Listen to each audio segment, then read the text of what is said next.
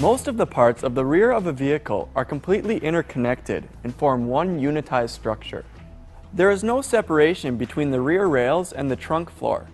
In fact, the trunk floor can be considered a part of the rail because it closes out one complete side of each rail.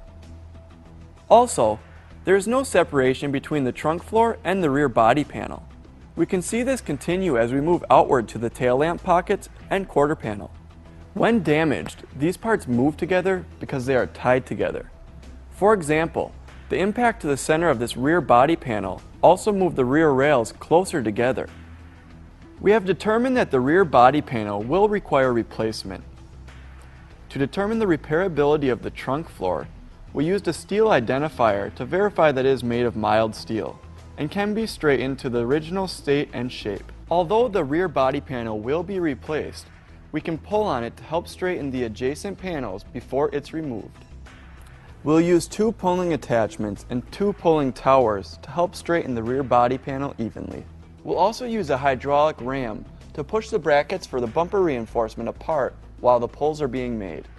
These will also be replaced after the pulling process is complete. We're all set up and ready to make our pulls. During the pulling process, we'll want to monitor our pressure gauges. We'll also want to monitor the vehicle and how it's acting during the pulls. We may need to stop and change our setup as well.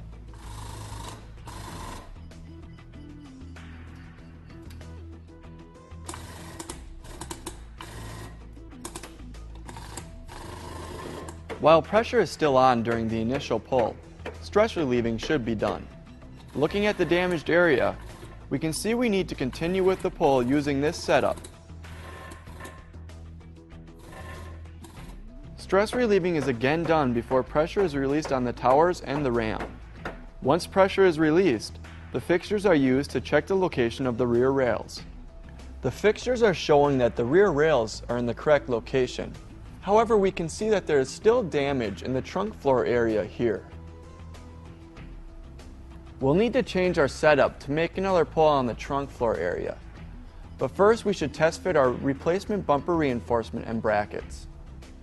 Proper fit up of these parts verifies that the rear rails are in the correct location.